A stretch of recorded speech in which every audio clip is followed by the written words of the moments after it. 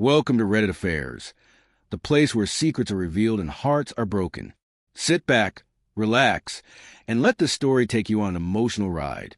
And remember, if you love deep, dramatic stories, don't forget to subscribe and support the channel. I used to think that love, once built over decades, could survive anything. I was wrong. My name's Richard. I'm 56, and for 31 years, I was married to Linda, my high school sweetheart, the girl who made me believe in forever. We built a life together in a small town in Ohio, where everyone knows everyone. We raised 2 kids, paid off the mortgage, survived layoffs, sickness, and everything life threw at us. People around us said we were the couple that made it. I used to feel proud when they said that. Now it feels like a cruel joke. It started small. At least, that's what I told myself. Last October, Linda started working late. She said her office was short-staffed. Just until the holidays, I didn't think twice. I trusted her. She'd always been loyal, grounded, dependable. Hell, she was the one person I thought would never lie to me. But then I started noticing things. Little things. Her phone was always face down. She laughed at her messages, but never shared what was funny. She started dressing differently, too. New blouses, perfume she hadn't worn in years. One night, I asked, "You seeing someone new at work?" She smiled a little too fast. "Just trying to look decent. Richard, you never notice anymore." That one stung. I told myself she was right. Maybe I'd gotten too comfortable. Maybe this was on me.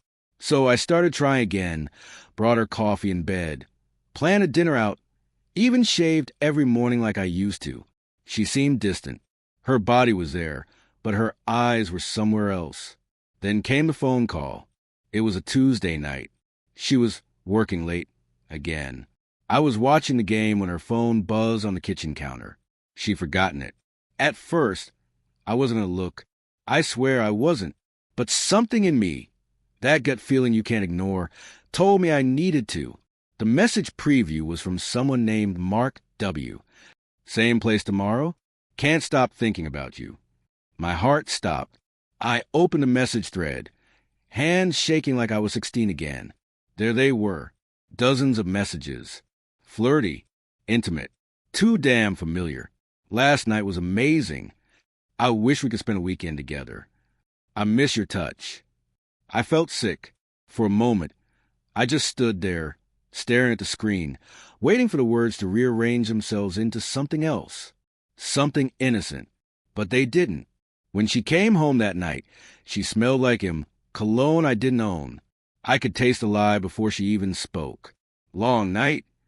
I asked, voice steady, though my insides were burning. She froze for a second, then nodded. "Yeah, sorry. We had a deadline." I looked at her, really looked at her. That face I'd loved for half my life. Those eyes I thought I knew. And for the first time, I saw a stranger.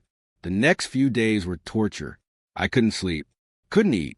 I'd lie awake at night, staring at the ceiling, listening to the silence between us. It was heavy, suffocating. I started watching her, not like a husband, but like a detective. Every word, every move, every fake smile. She thought she was being careful. She wasn't. Friday night, she said she was going to visit her sister 2 towns over. I waited 15 minutes after she left, grabbed my coat, and followed. She didn't take the road to her sister's. She drove to the Maplewood Inn, a rundown motel near the edge of town. I parked across the street, heart pounding so hard I thought I'd pass out. Then I saw him, a man in his 40s, tall, clean-cut, holding a bouquet of cheap flowers. He kissed her right there in the parking lot, like it was the most natural thing in the world, and she kissed him back. That moment, that single brutal moment, killed something inside me. 31 years, gone in a flash. I didn't confront her right away. I couldn't. I just drove home, sat in the dark, and stared at the wedding photo on the mantel. The smiles looked fake now. Maybe they always were. At midnight, she came home, humming to herself. I wanted to scream. Instead, I asked quietly, "How's your sister?" She froze. Her eyes flickered, just for a second, and I saw guilt, raw and real. But she hit it fast. "Fine," she said. "We had wine, talk about family stuff." I nodded, pretending to believe her. I didn't have the strength to fight that night. Not yet, but something inside me changed. The man she used to know, the patient, forgiving husband, was gone. And as I lay in bed beside her, listening to her fake sleep, I made myself a promise. I'd find out everything. Every lie, every secret, every reason she thought I didn't deserve the truth. Because if she was going to burn our life down, I want to see every flame. The next morning, I watched her make coffee like nothing had happened. Same kitchen, same mugs, same gentle hum under her breath. If you didn't know better, you'd think everything was fine. But once you've seen the truth, you can't unsee it. I sat there at the table, watching her pour milk into her cup, 1 spoon of sugar, the way she's done for 30 years, and I wondered, how long had she been pretending? "Sleep okay?" she asked. "Not really," I said. She gave me that soft smile, the one that used to make me melt. "You worry too much, Richard." And just like that, she turned her back to me, humming again. I wanted to tell her I'd seen everything. I wanted to scream her name, smash that damn mug, tear the fake piece apart. But I didn't. Not yet. Instead, I started my little game. I told her I was going fishing that Saturday. A lie. I waited near the motel again. Sure enough, she showed up. Same car, same man. This time, they held hands as they went inside together. Something in me broke that day. I didn't feel anger anymore, just emptiness. It's strange. You think the worst part of betrayal is rage, but it's not. It's the quiet that follows. The hollow feeling of realizing the person you trusted most became your enemy while smiling in your face. When she came home that night, I was waiting. Lights off, beer in hand. She froze at the doorway. "You scared me. Why are you sitting in the dark?" Thinking, I said, "About us." She hesitated. "Richard, if this is about me working late again." I cut her off. "How's Mark?" Her face drained of color. The name hit her like a bullet. What did you say?" she whispered. I said, I repeated slowly, "How's Mark?" For a moment, silence filled the room. Only the refrigerator hummed. Then she laughed, that nervous, fake laugh I'd never heard before. "I don't know what you're talking about." I tossed her phone onto the table. "Then maybe you should check your messages before denying it." She stared at it, didn't touch it, didn't even blink. Then the tears started. Real ones. "I didn't mean for this to happen," she said, voice cracking. "It just did." I laughed. I actually laughed. 31 years, Linda. 31 goddamn years, and that's what you give me? It just happened? "I felt lonely," she whispered. I slammed my fist on the table. "Lonely? You had me. You had everything." "No, Richard." She snapped suddenly, the tears gone, replaced by anger. "I had a man who stopped seeing me. You come home, eat, watch TV, fall asleep. You haven't touched me in months. You don't talk. You just exist." Her words hit me like stones. And the worst part? Some of them were true. "I tried, Linda," I said quietly. "You gave up before I did." She turned away, crossing her arms. Mark made me feel alive again. I stood up, every muscle in my body shaking. "Then go feel alive somewhere else." She looked at me then, the woman I married, the mother of my children, and I saw no regret, just exhaustion, like she'd already moved on. "I didn't want to hurt you," she said softly. "But you did," I whispered. "You killed me without even blinking." She packed a small bag that night. No shouting, no begging, just silence. The sound of zippers and broken promises. Before leaving, she stood by the door. "I'll stay with my sister for a while," she said. I didn't even look at her. "Sure, your sister." When the door closed, I sat back down at that kitchen table. The same table where we shared birthdays, laughs, plans for the future. Now it was just me and the hum of the fridge. I poured another beer. Then another. Hours passed. The clock ticked, steady and cruel.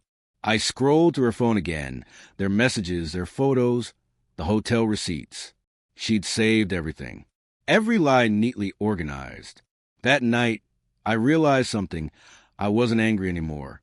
I was hollow. The kind of hollow that doesn't heal. Days turned into weeks. The town still moved. Kids went to school. Neighbors mowed their lawns. Life didn't stop just because mine had. People noticed she was gone, of course. In a small town, everyone notices. I told them she was visiting family. Some nodded politely. Others looked away. Maybe they knew. Maybe they'd seen her and Mark together somewhere. One afternoon, her sister called me.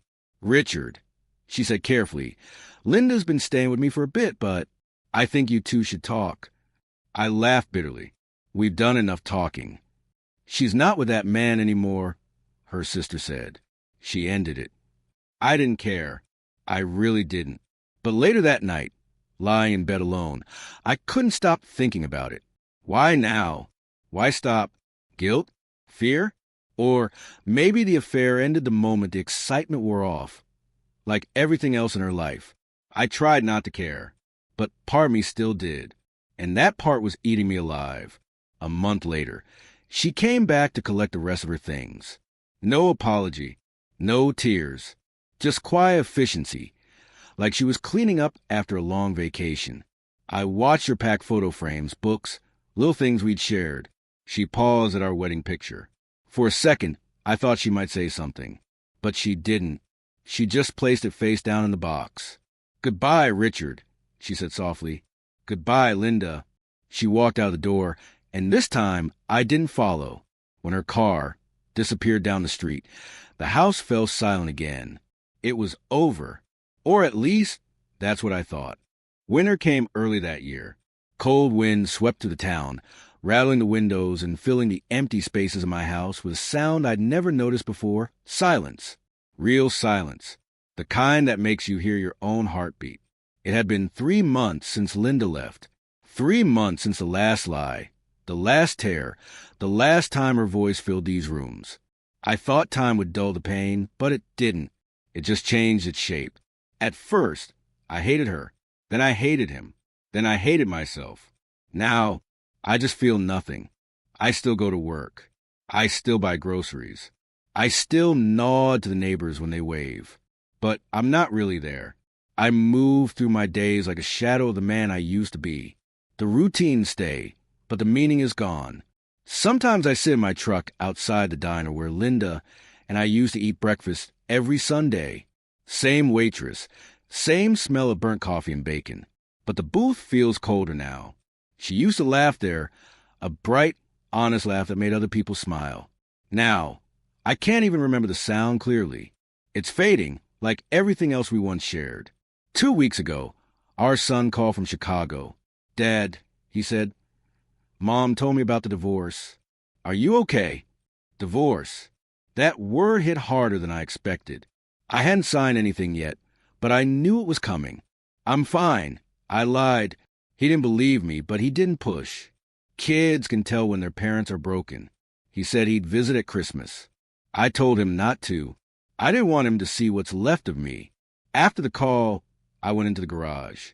The walls were covered in old photos, fishing trips, birthdays, our wedding anniversary. I pulled one down at random. It was Linda, standing by the lake in the summer of '98. Sunlight in her hair, smile wide, eyes full of love. She used to look at me like I was the only man in the world. Somewhere along the line, I stopped being enough. A few nights later, she called. Her number flashed on the screen, and for a moment, I just stared at it. My chest tightened. Part of me still wanted to hear her voice, even if it tore me apart. "Richard?" she said softly. "Linda." I didn't know if he'd answer. I almost didn't. Silence. Then she sighed. I wanted to say I'm sorry. Those words should have meant something. But they didn't. "You're not sorry," I said. "You're just lonely." She didn't deny it. Just breathed quietly, like she was trying not to cry. "I made a mistake," she said. "Mark, it wasn't real. I thought it was, but it wasn't." I laughed bitterly. "So now you realize it? After burning everything down?" "Richard," she whispered, "I wish things were different." "Me too," I said, "but they're not." We both went silent again. Then, before hanging up, she said, "Take care of yourself." I didn't respond. I just let the line go dead. After that night, something inside me cracked open, but not in the way I expected. I stopped pretending that things would ever go back to normal. Some losses don't heal. They just become part of who you are. I started writing again. Little notes, memories, fragments of thought. Not for anyone else, just for me. It helped me remember who I was before her betrayal defined me. But every night, when I turn off the lights, the memories come back. The smell of her perfume, the sound of her laughter, the sight of her standing in that motel parking lot with another man's hands on her waist. Those images don't fade. They just replay in silence. One morning, I drove past a Maplewood Inn, the place where I lost my marriage. I don't know why I went there. Maybe I needed closure. Maybe I wanted to see if it still hurt.